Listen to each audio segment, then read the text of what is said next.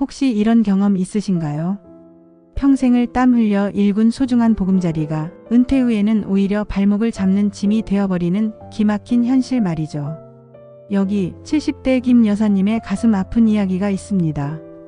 평생 도시 아파트에서 사시다가 자녀들 모두 출가시키고 남편과 단 둘이 오붓하게 살기 위해 꿈에 그리던 고즈넉한 전원주택을 선택하셨죠.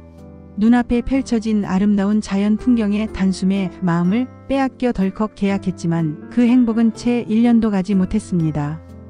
택배는커녕 우편물 하나도 제때 오지 않는 외진 곳, 시도 때도 없이 집 안으로 침범하는 온갖 벌레들, 그리고 쌀쌀한 겨울만 되면 어김없이 말썽을 부리는 보일러 때문에 밤새 한숨도 못 주무시고 발만 동동 굴러야 하는 상황까지. 김 여사님은 결국 스트레스와 불편함으로 병까지 얻어 거동이 불편해지자 아름답다고만 생각했던 전원주택은 더 이상 꿈의 집이 아니었습니다. 오히려 자녀들에게 큰 짐과 걱정거리만 안겨주는 애물단지가 되어버린 거죠. 매일 밤 내가 왜 그때 성급하게 이런 선택을 했을까 하며 후회 막심한 눈물로 밤을 지새우셨다고 합니다. 상상조차 하기 싫은 김 여사님의 이야기는 비단 남의 일만이 아닙니다. 통계청 자료에 따르면 은퇴 후 주거 문제로 갈등을 겪거나 후회하는 가구가 생각보다 훨씬 많다고 합니다.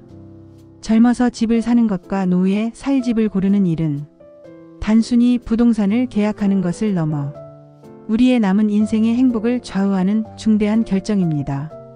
단순히 크고 좋은 집 혹은 그림 같은 경치에 대한 막연한 로망만으로는 김 여사님처럼 돌이킬 수 없는 어려움을 겪을 수 있습니다.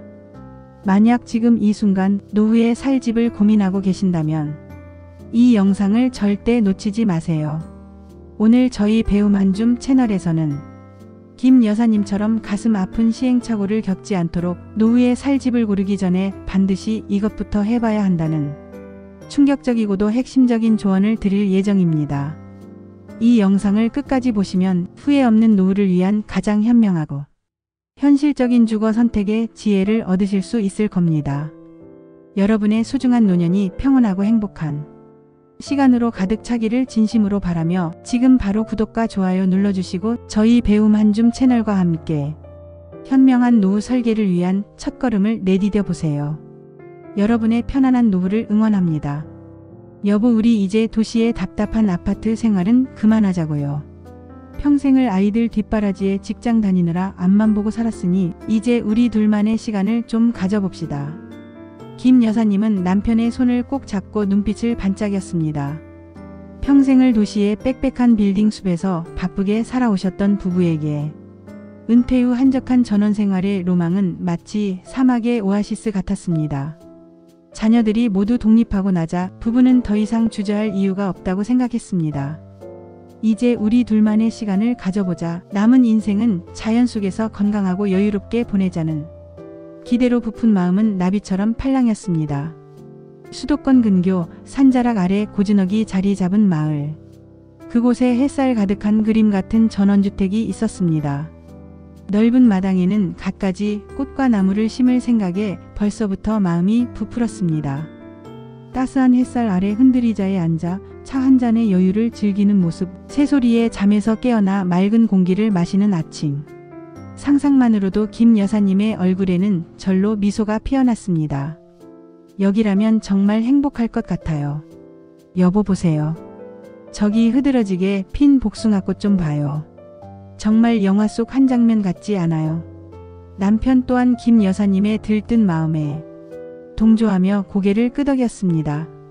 집은 꽤 넓고 좋았으며 창밖으로 보이는 주변 경치는 한 폭의 그림 같았습니다. 봄이면 연두빛 새싹이 돋아나고 여름이면 지푸른 녹음이 우거지며 가을이면 오색 단풍이 산 전체를 물들이는 곳. 부부는 마치 천국을 발견한 듯 설렘과 기대감에 젖어 계약서에 사인을 했습니다. 그들에게 이곳은 단순한 집이 아닌 완벽한 노후를 위한 약속의 땅이었습니다. 하지만 꿈같던 전원생활의 달콤함은 채 1년도 되지 않아 쓴맛으로 변하기 시작했습니다. 처음에는 불편해도 괜찮아, 자연 속에 있으니라며 애써 외면했던 작은 불편함들이 하나둘씩 거대한 현실의 벽으로 다가왔습니다. 가장 먼저 부딪힌 것은 교통의 문제였습니다. 마을버스는 하루에 몇 번 다니지도 않았고 자가용 없이는 마트에 가는 것조차 엄두를 낼 수 없었습니다. 김 여사님은 남편의 건강이 좋았을 때는 그래도 괜찮다고 생각했습니다. 남편이 운전을 하며 가끔 시내에 나가 친구들을 만나거나 장을 보곤 했으니까요. 여보, 오늘은 시내 가서 맛있는 회라도 좀 사올까요? 오랜만에 친구들도 보고 싶은데. 그래, 당신 먹고 싶은 거 있으면 다 사와. 혼자 운전 조심하고. 그러나 남편의 건강이 나빠져 운전이 어려워지자 김 여사님은 순식간에 고립감에 휩싸였습니다. 병원에 가거나 약을 사오는 일조차 자녀들에게 부탁해야 하는 신세가 되었죠. 내가 이렇게 무력해졌나. 김 여사님은 창밖의 아름다운 풍경을 바라보면서도 마음속 깊이 외로움과 답답함을 느꼈습니다. 택배는 기본적으로 배송이 안 되는 곳이 많았고 어쩌다 오는 택배도 이웃집에 맡겨두거나 며칠 뒤에나 받아볼 수 있는 일이 다반사였습니다. 심지어 우편물조차 제대로 오지 않는 날이 많았습니다. 도시에서는 상상할 수 없었던 불편함의 연속이었죠. 무엇보다 김 여사님을 가장 힘들게 한 것은 예상치 못한 집 관리의 어려움이었습니다. 봄이 되자 마당에 심어놓았던 꽃과 나무들 사이로 잡초들이 쉴 새 없이 고개를 내밀었고 여름이 되자 쉴 새 없이 기어들어오는 온갖 벌레들과의 전쟁이 시작됐습니다. 아, 또 거미야. 여보, 저것 좀 잡아줘요. 김 여사님은 살충제를 들고 집 안 구석구석을 살피는 것이 일상이 되었습니다. 넓은 마당의 잡초는 아무리 뽑아도 끝이 없었고 가을에는 끝없이 떨어지는 낙엽을 쓸어 담느라 허리가 휘는 듯 했습니다. 겨울에는 꽁꽁 언 수도관과 잦은 보일러 고장으로 난방조차 제대로 할 수 없는 날이 많았습니다. 그럴 때마다 김 여사님은 한밤중에 홀로 덜덜 떨며 이불을 뒤집어 쓰고 밤을 지새워야 했습니다. 젊었을 때는 직접 해내거나 사람을 불러 해결했던 일들이 나이가 들자 하나부터 열까지 버거운 노동으로 다가왔습니다. 이게 정말 꿈의 집이 맞나? 왜 이렇게 힘들기만 하지? 김 여사님의 마음속에는 의문과 회의감이 조금씩 쌓여갔습니다. 결정적인 위기는 김 여사님의 건강에 찾아왔습니다. 불편한 교통과 고립감은 김 여사님에게 깊은 우울감을 안겨주었습니다. 친구들과의 만남도 줄어들고 문화생활은 꿈도 꾸지 못하게 되면서 활기 넘치던 김 여사님은 점점 기력을 잃어갔습니다. 거기에 끊임없는 집 관리 스트레스와 넓은 마당을 가꾸느라 무리했던 육체적 고통은 지병이던 무릎 관절염을 걷잡을 수 없이 악화시켰습니다. 어느 날 아침 침대에서 내려오려던 김 여사님은 무릎 통증에 주저앉고 말았습니다. 아, 비명소리에 남편이 놀라 달려왔지만 거동이 불편한 남편도 김 여사님을 일으켜 세울 힘이 없었습니다. 병원에 가는 것조차 큰일이 되었습니다.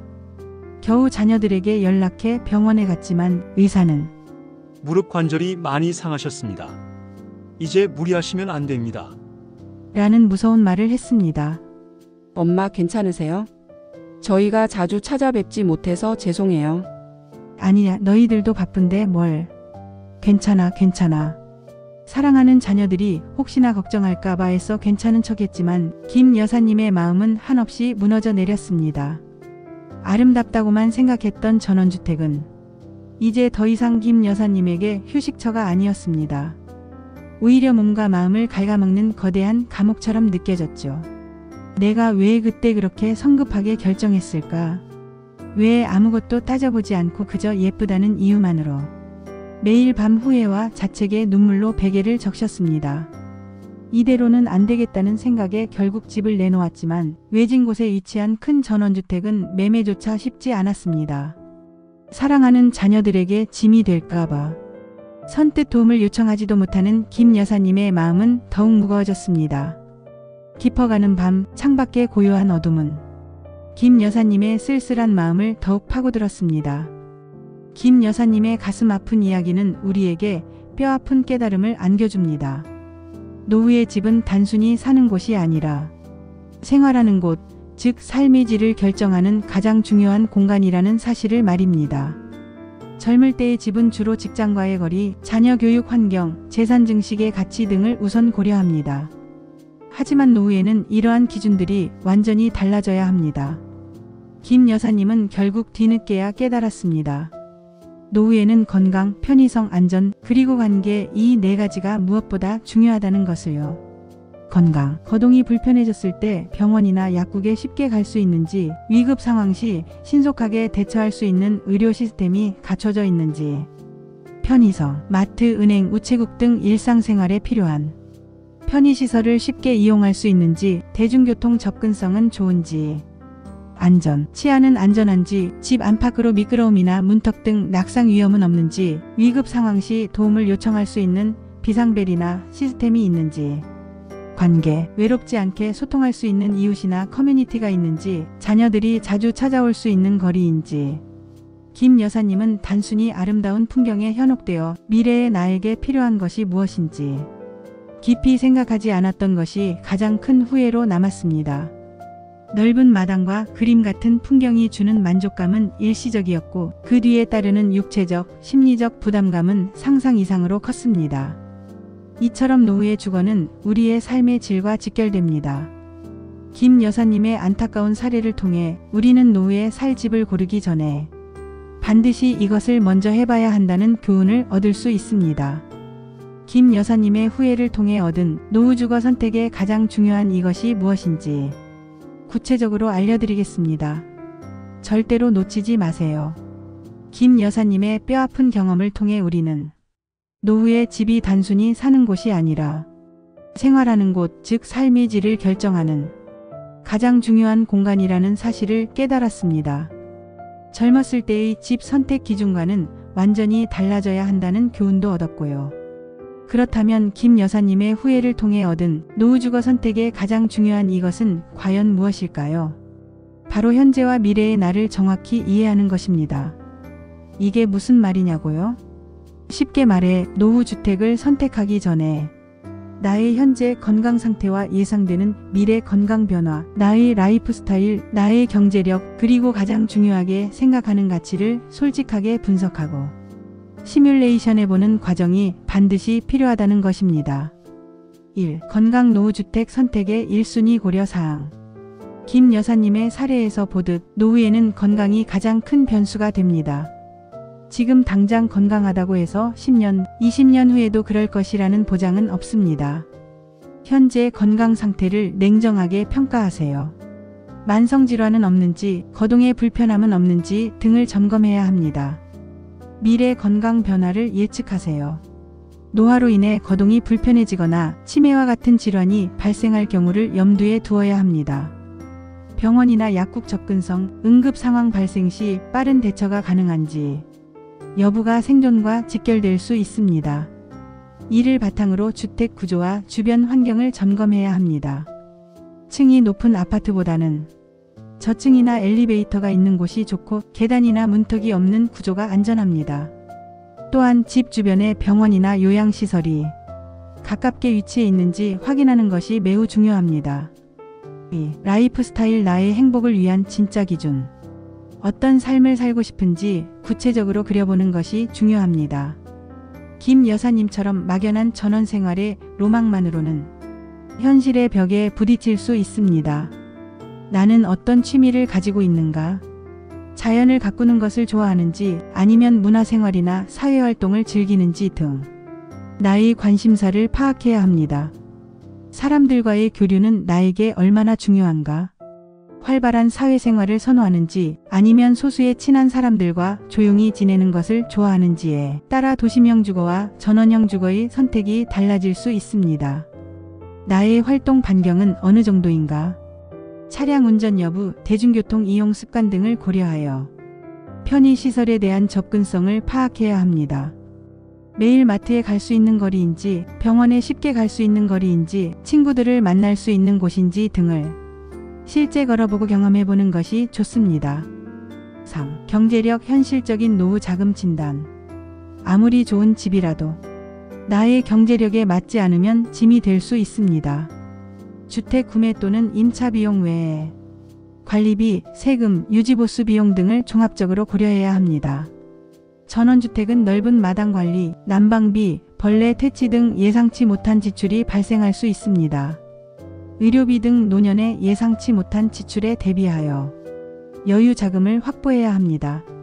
주택 구매에 모든 자금을 소진하는 것은 위험합니다. 주택연금 등을 활용할 계획이 있다면 미리 알아보세요. 이는 현금 흐름을 확보하는 좋은 방법이 될 수 있습니다. 4. 가장 중요하게 생각하는 가치, 나의 행복을 위한 궁극적인 질문. 어떤 가치를 가장 중요하게 생각하는지에 따라 나의 행복한 노후 주거가 결정됩니다. 편안함과 안전이 최우선인가? 그렇다면 병원, 편의시설 접근성이 좋고 관리가 용이한 도심 근교 아파트나 실버타운이 적합할 수 있습니다. 자연 속에서의 자유로움과 평온함인가?